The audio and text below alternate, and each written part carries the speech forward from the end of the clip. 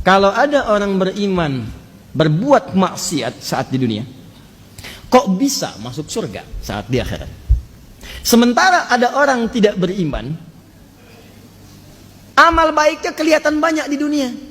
Bantu orang, gak pernah mabuk, gak pernah bunuh orang, gak pernah macam-macam, suka bantu, suka nyumbang, suka macam-macam. Tapi dia gak beriman, kok bisa masuk neraka? Di mana keadilan Allah? Halo? Pernah dengar pertanyaan ini? Itu pertanyaan itu, kalau muncul sekarang, itu sebetulnya pertanyaan yang telat. 15 abad yang lalu sudah ada pertanyaan serupa. Nah, siapa yang bertanya itu? Sayyidah Aisyah Ummul Mukminin radhiyallahu taala anha bertanya kepada Nabi, ya Rasulullah, itu si fulan belum beriman, tapi amal baiknya kelihatan banyak banget, suka bantu, suka nyumbang, suka ini, suka itu. Nanti di akhirat masuk surga enggak? Anda tahu, begitu pertanyaan itu muncul, yang turun langsung surah dengan namanya Al-Furqan. Ayat yang ke-23.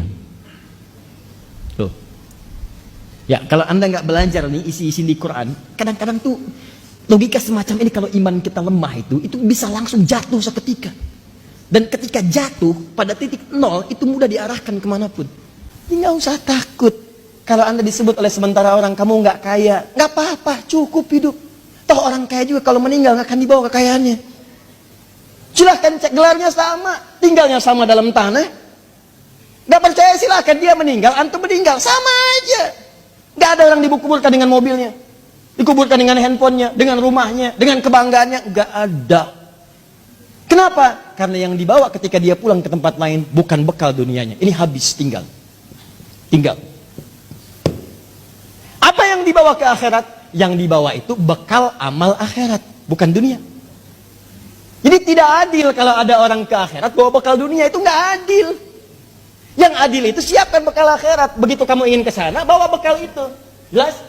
Nah sekarang persoalannya, apa bekal akhirat itu? Bekal akhirat itu cuma dua. Kalau ingin masuk surga, dua bekalnya. Satu iman, kedua amal soleh. Iman plus amal soleh. Nih, gini caranya. Saya ulang. Satu iman, dua apa? Amal soleh. Buka Quran surah kedua, Al-Baqarah ayat 25. Paling kanan sebelah atas. Wabashiril ladzina amanu, iman, wa amilus salihati, amal saleh, anna lahum jannatin tajri min tahtihal anhar. Maka orang yang punya iman dan membuktikan imannya dengan amal saleh itu, kami akan jamin muaranya dengan surga dengan segala keindahannya. Sungai-sungai mengalir di bawahnya dengan segala ragam dan jenisnya.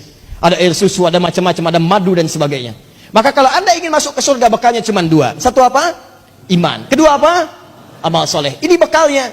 Pertama iman, diberikan bekal semua. Semua yang lahir itu membawa iman dalam dirinya. Cuman yang merubah itu lingkungannya. Kullu mauludin yuladu alal fitrah. Semua yang lahir dari rahim manusia manapun membawa fitrah. Fitrah diantaranya apa? Keimanan. Dari mana taunya? Buka Quran surah 30 ayat 30. Fa'aqim wajhaka lid-dini hanifa.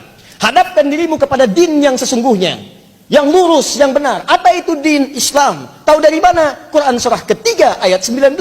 Inna dina indallahil Islam. Teruskan ayat yang tadi. Fa'akim wajhaka lid-dini hanifa. Din Islam. Fitratallahi allati fataran nasa 'alaiha.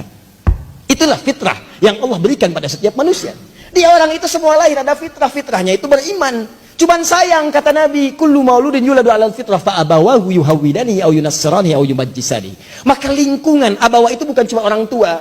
Kadang orang tuanya muslim, disekolahkan di tempat yang bukan islami, terbawa, pindah keyakinan, iman hilang. Itu jadi masalah. Gaul di tempat orang yang tidak beriman, ke bawah. Ngobrol, diskusi, ke bawah. Pindah, hilang keimanan. Itu, bekal iman tidak ada, tinggal amal soleh.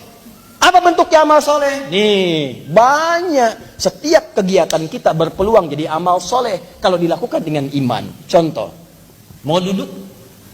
Bismillah. Begitu saya duduk, itu kalimat bismillah ya, itu yang menjadikan duduk saya mendapatkan pahala. Itu yang disebut dengan amal saleh. Nah yang jadi persoalan, yang tadi itu yang pengen ke surga, dia berhasil dengan aspek yang lain, buat baik. Cuman dia nggak punya iman. Iman itu yang menjadikan amal jadi soleh. Kalau nggak ada iman, amalnya tidak disebut soleh. Amal aja. Amal itu dibagi tiga. Satu amal soleh, dua amal salah, ketiga amal aja.